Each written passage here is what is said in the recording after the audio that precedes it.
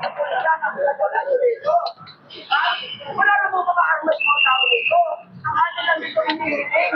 Yung ating saluupin. Kaya nakikita namin ngayon. Ang ating mga tatagyan dito kayo yung sinyo dito. May mga bata ko mga tatagyan dito dito. Kaya naman dito. Kasi nakita namin ngayon. Ano man lang ang kinabukasan ng aming mga apo. This Tama! Pinapukatan ng mga pinapukatan ngayon. Ayaw ko kayo nila. Ayaw ko kayo ikahalang-halang nyo. Ay, di ang balak ninyo, di ba? Ang balak ninyo, kaya kayo nakikita kaya kayo bakit? What year na kayo we have 60 million what year doon na makuha ninyo na ikaw magiging prime minister ka? After 6 years, gagawin yung presidente sa Roma. Yun ang plano namin na maliwanag. Yan Lisa Marcos, anak ko, ang dito presidente. Hindi ko pwede siya yun. At ito sa ikak ko yan. Alam nyo, sasabi kami din na dito. May awa ko yun. Alam-alam ka mga kung siyempre kung hindi ko rin sa lahat yan na ang matipid kumituloy ay siguro na nagkakaliwa. Yung dapat ang tingnan nito majority.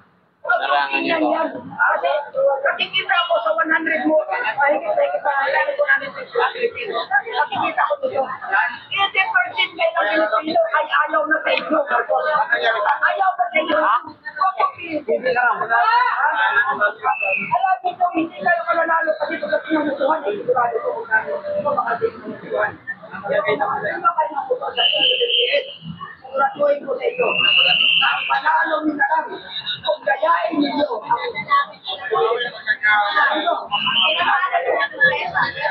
Tandaan ninyo to.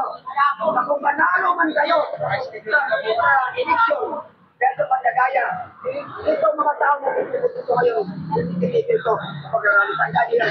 Dahil hindi kami papayag, ang mamumuno, ang mga namumuno sa ating bansa Pilipinas, ang mga tama, ayaw namin yung mga, bakit hindi namin masasabi niya, kailangan kayo, bakit namin sa pinapapat kayo, ang ginagawa nyo kasi kita di ba?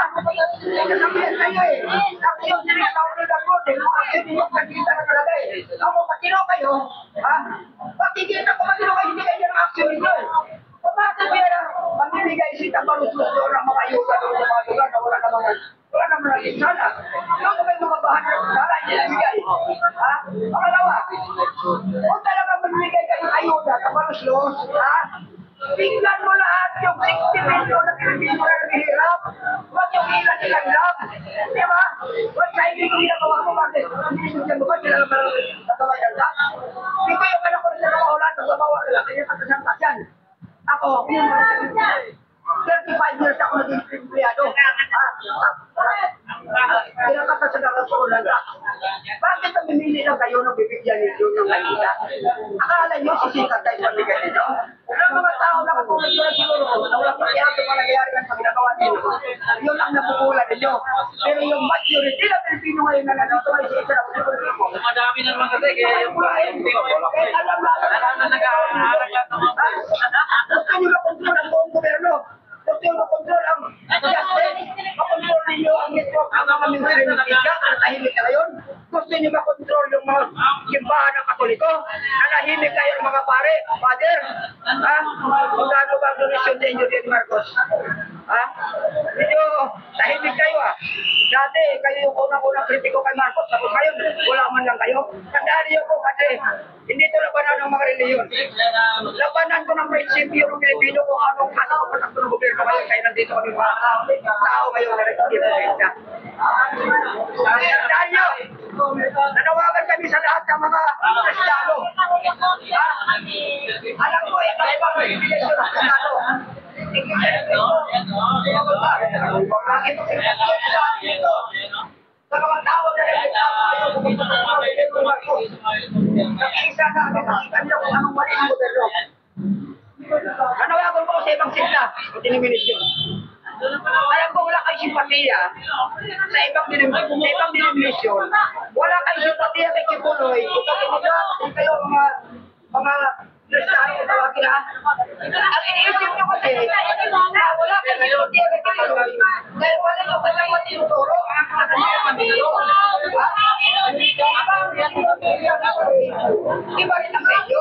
Hindi na tama. Kristiyano ko tayo lahat ng mga kapitwa.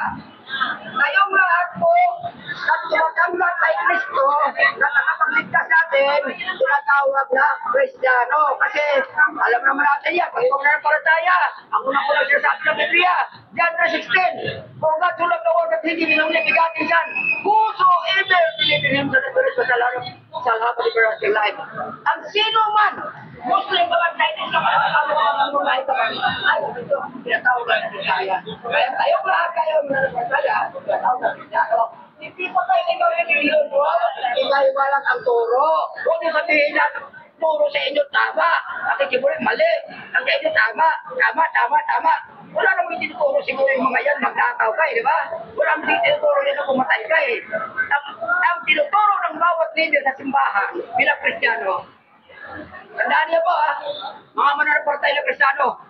Kaya hindi kayo posibilidad sa amin dito dahil bawal sa inyo. Ang nilalawanan ko namin dito ay ang